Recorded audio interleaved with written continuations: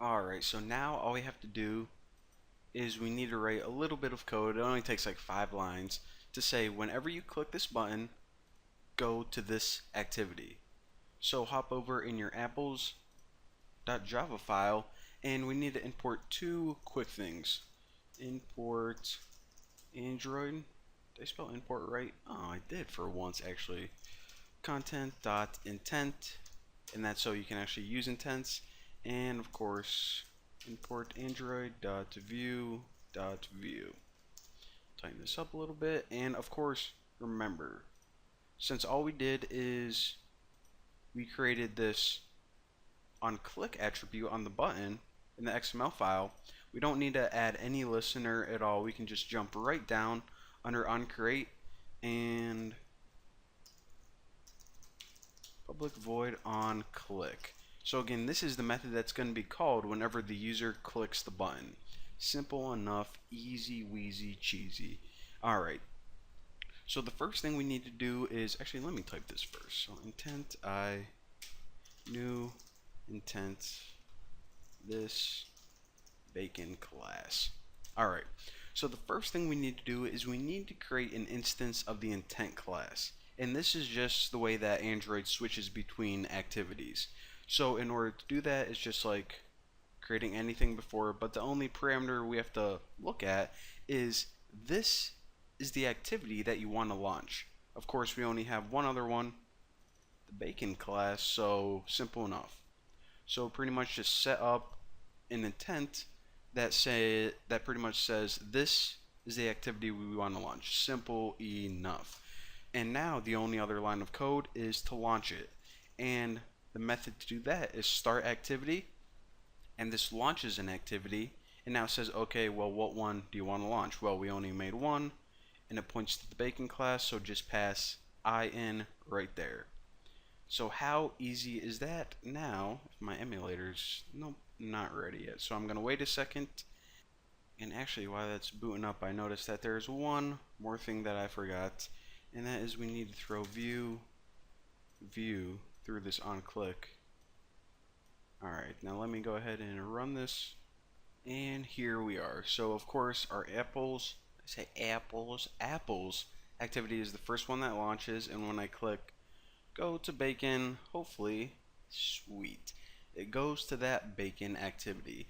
And of course, if you ever want to go back and do the same thing, make bacon, go back to apples, it's the same exact technique. I mean, I don't want to waste your guys' time and showing you guys the same thing over and over again, but what I do want to show you now is something else.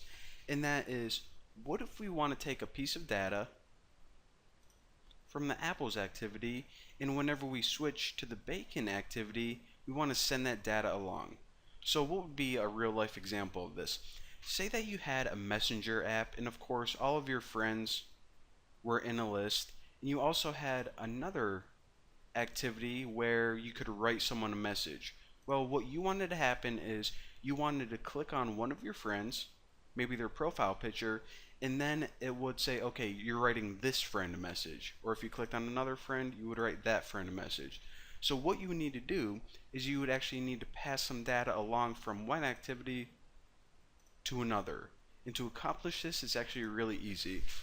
So what I'm going to do is, if you go back to your apples activity right here, add one, let me get rid of this. Alright, so add just a plain text field right here, drag it anywhere on the screen, and I'm just going to set the width of this to like 250 dp so the user has something to type in. And we'll just run this example real quick. Well, first of all, let me give this an ID. Alright, so I'll name this apples input, and we'll say that the user can type something in here, I don't know, maybe like a name of their friends or something. And what we're going to do is we're going to take that data and we're going to send it along to bacon, and then we'll just print out whatever they typed right here. So again, a real quick example, but it'll teach you the basics of a very important concept. So again, make sure you have an input so we can get some data from the user and name it apples input. So now hop back over to your apples.java class and import android.widget.editText and that was of course that input field. Alright, so scroll down to onClick, and now what we want to do between these two little lines of code is essentially get the text from that input. So final edit text, I'll just name it apples input. Remember, I like naming my Java variables the same as whatever that ID was. So now of course edit text, find v by id, r.id.apples input.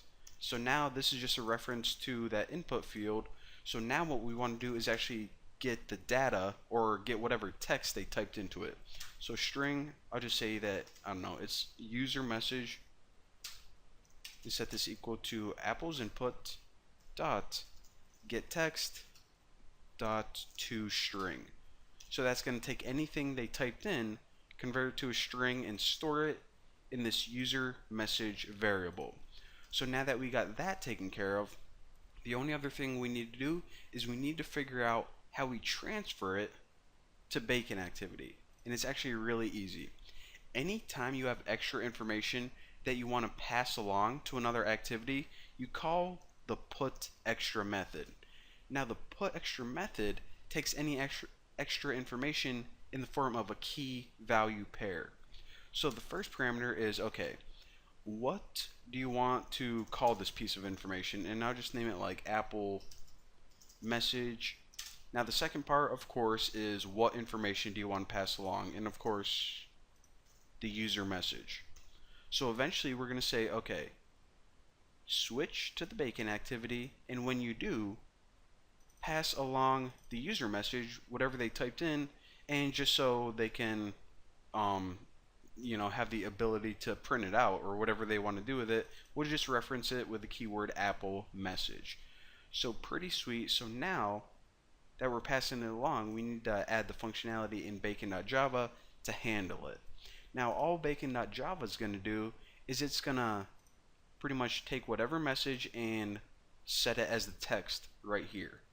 Simple enough. So let's just go ahead and import android.widgets.textView, because that's the only thing that we need to reference.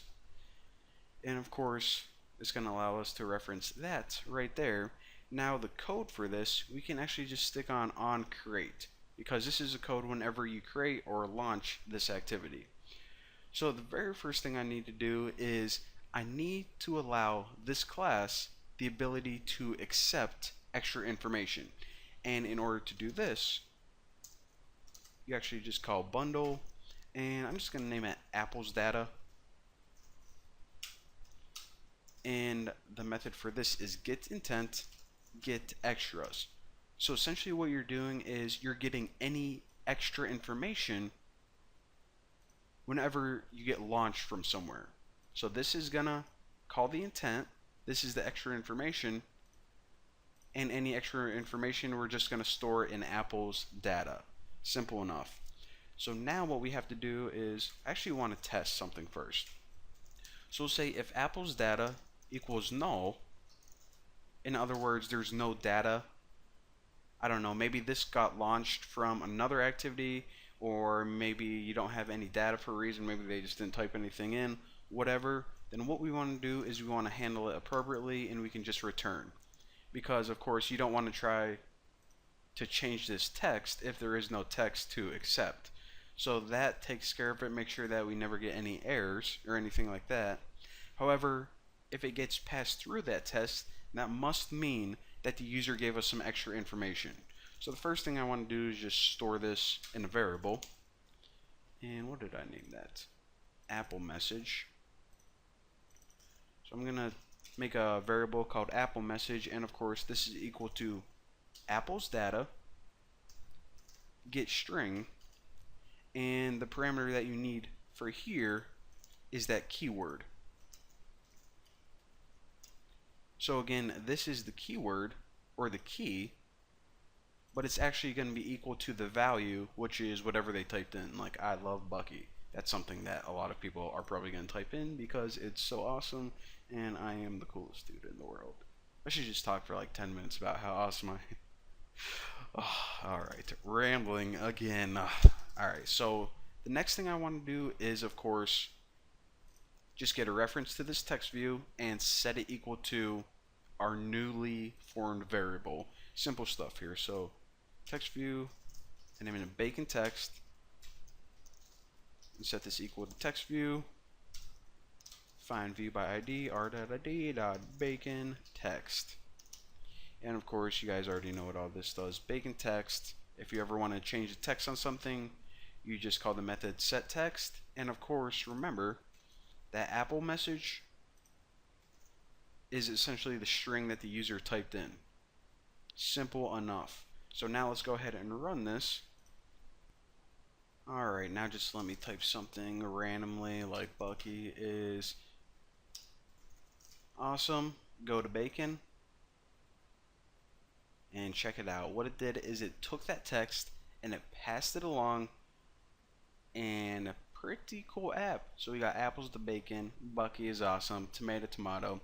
So now we pretty much know the basics of intents, not only how to switch, let me get this out of the way, from one activity to another, but we also learn how to pass information along with it. Pretty stinking sweet. So there you go. Thank you guys for watching, and I will see you guys next time.